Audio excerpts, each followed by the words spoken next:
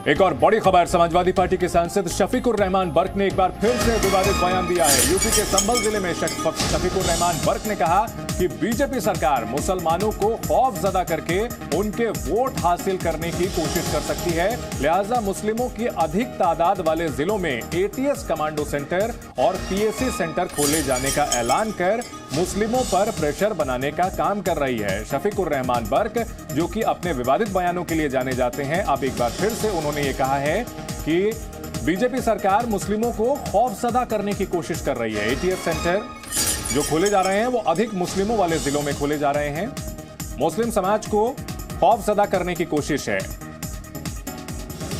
Sir जी, एक ATS centre Deoband में खुला है, अभी संभल में पीएससी सेंटर की बात है, इसका क्या मानना है आपका? भाई वहाँ भी मुसलमान ही है, यहाँ भी ज़्यादा मुसलमान ही है, तो इन्हें इस वक्त इलेक्शन सर पर खड़ा है, तो हर जगह मतलब ये प्रेशर बिल्डअप कर रहे हैं और कि मुसलमान खौफजदा हो जाए और वो अपने राय को बदल दे और वो वोट हमें मिल जाए। मुसलमान से क्या मतलब है? वहाँ मुस्लिम है, यहाँ मुस्लिम है, इससे क्या मतलब है? हमारी जब तादाद यहाँ मुसलमानों की ज़्यादा है तो मुसलमान वोट को मतलब ये अपनी तरफ खींचने के लिए कर रहे हैं। शफीकुर रहमान बर्क, जो कि अपने विवादित बयानों के लिए कुख्यात हैं, एक बार फिर से उन्होंने अपने रेपुटेशन के मुताबिक एक बार फिर विवादित बयान दिया है और कहा है कि एटीएस की ओर से जो सेंटर स्थापित किए जा रहे हैं वो बीजेपी सरकार की साजिश है। समाजवादी पार्टी सांसद शफीकुर रहमान ने एक बार फिर से विवादित बयान दिया है। बीजेपी सरकार मुसलमानों को खौफजदा करने की कोशिश कर रही है। अधिक मुस्लिम आबादी के जिलों में एटीएस कमांडो सेंटर खुल रहे हैं। मुस्लिमों पर दबाव बनाने की कोशिश कर रही है सरकार। सवाल यही है कि मुस्लिमों को डराने की बात करके क्या हासिल करना चाहते हैं। संवाददाता विशाल पांडे हमारे साथ जुड़ चुके हैं। विशाल, शफीकुर रहमान बर्क एक बार फिर विवादित बयान दिया है। उन्होंने साफ तौर पर धार्मिक आधार पर लोगों को बांटने की कोशिश नजर आती है।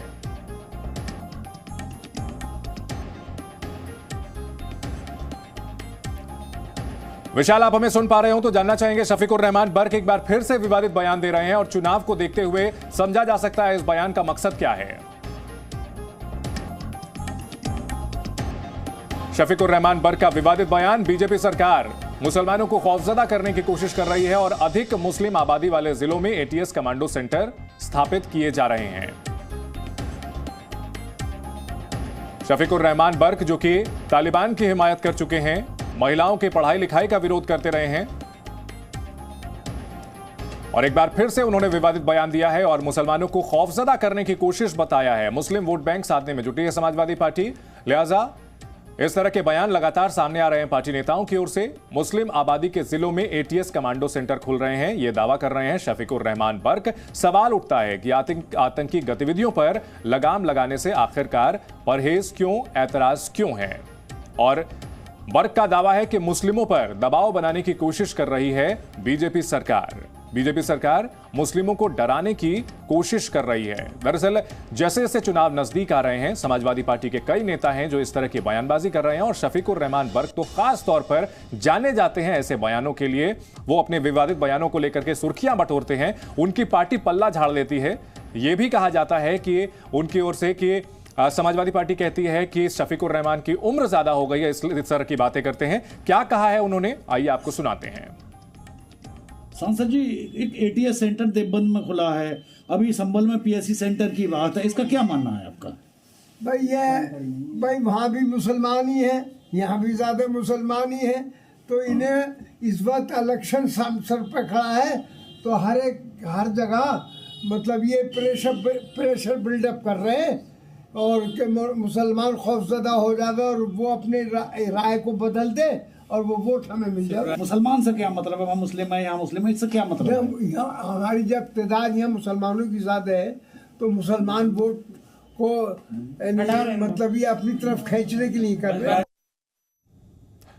संवाददाता विशाल हमारे साथ इस खबर पर जुड़ चुके हैं। विशाल, शफीकुर रहमान के बिगड़े बोल सामने आए हैं, धार्मिक आधार पर लोगों को बांटने की साजिश दिखती है।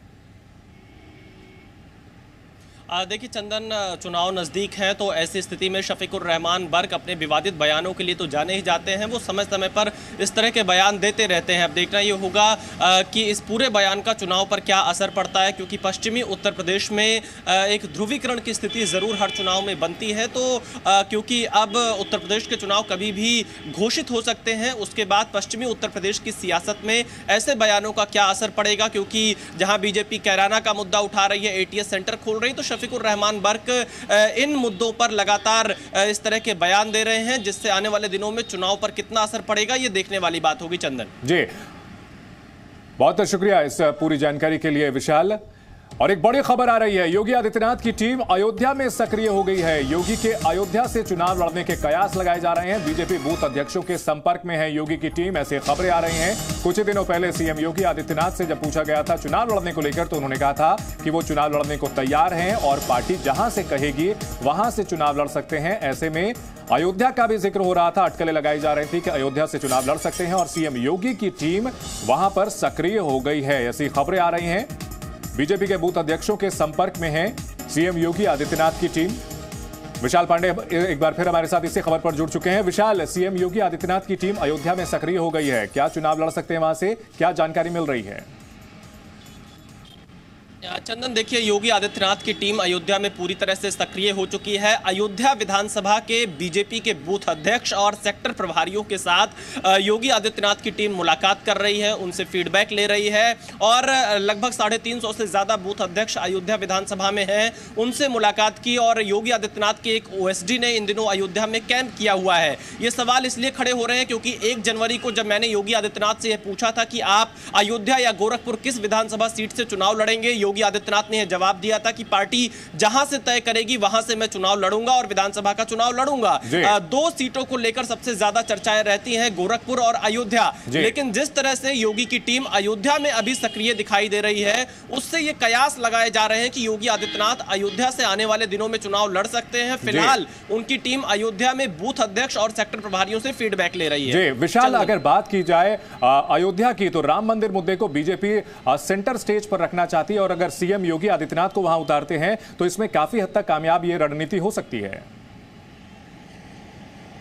देखिए बिल्कुल, क्योंकि योगी आदित्यनाथ अगर अयोध्या से विधानसभा का चुनाव लड़ेंगे तो बीजेपी यह मैसेज देने की कोशिश करेगी कि काशी में मोदी और अयोध्या में योगी। और क्योंकि जिस तरह से मोदी और योगी के चेहरे पर उत्तर प्रदेश का विधानसभा चुनाव बीजेपी लड़ने जा रही है, उसमें उनकी यह रणनीति फिट बैठ सकती है कि जहां एक तरफ काशी से मोदी सांसद हैं तो अयोध्या से योगी आदित्यनाथ चुनाव लड़े। अगर योगी आदित्यनाथ अयोध्या से चुनाव लड़ते हैं तो बीजेपी अपने हिंदुत्व के एजेंडे को उत्तर प्रदेश के विधानसभा चुनाव में और ज्यादा आगे रखने की कोशिश करेगी, क्योंकि अयोध्या में राम मंदिर का निर्माण कार्य चल रहा है और अब सभी की निगाहें यही है कि आने वाले 1 हफ्ते में जब बीजेपी की टिकटों को लेकर बैठक शुरू होगी तो क्या योगी आदित्यनाथ अयोध्या से चुनाव लड़ेंगे। लेकिन अगर हम सक्रियता देखें, फिलहाल जो योगी आदित्यनाथ के एक OSD हैं संजीव सिंह, वो इस समय अयोध्या में कैंप किए हुए हैं, बूथ अध्यक्षों से मुलाकात कर रहे हैं, सेक्टर प्रभारियों से मुलाकात कर रहे हैं। चंदन जी, विशाल, अगर बात की जाए सीएम योगी आदित्यनाथ की, तो अयोध्या को लेकर के उनकी तैयारियां, अगर यह कहा जाए कि काफी साल पहले से शुरू हो गई थी तो गलत नहीं होगा।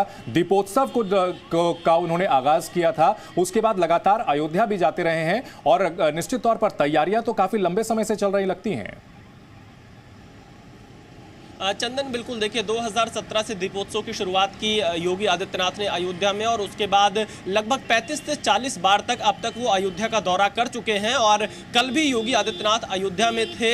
और इसके साथ ही साथ जो योगी आदित्यनाथ के दौरे हैं वो 1 हफ्ते में एक बार इन दिनों अयोध्या में जरूर दिखाई दे रहे हैं। इसी बात से इस बात के कयास लगाए जा रहे हैं कि योगी आदित्यनाथ अयोध्या से विधानसभा चुनाव लड़ने की तैयारी कर सकते हैं, क्योंकि अब जिस तरह से बूथ अध्यक्ष और सेक्टर प्रभारियों के साथ योगी आदित्यनाथ की टीम अयोध्या में मुलाकात कर रही है, उससे इस बात के कयास और ज्यादा लगाए जा रहे हैं कि आने वाले दिनों में हो सकता है योगी आदित्यनाथ अयोध्या से चुनाव लड़ते हुए दिखाई दें। लेकिन 2 सीटों को लेकर सबसे ज्यादा चर्चा रहती है, एक गोरखपुर जो कि योगी आदित्यनाथ का गृह जनपद है और दूसरा अयोध्या जहां पर वो 35 से 40 बार अब तक जा चुके हैं मुख्यमंत्री बनने के बाद। जी, बहुत शुक्रिया विशाल इस पूरी जानकारी के लिए। तो सीएम योगी आदित्यनाथ उत्तर प्रदेश के मुख्यमंत्री और अयोध्या से चुनाव लड़ सकते हैं। एक Presenting B News app available on Google Play and App Store. Download it now.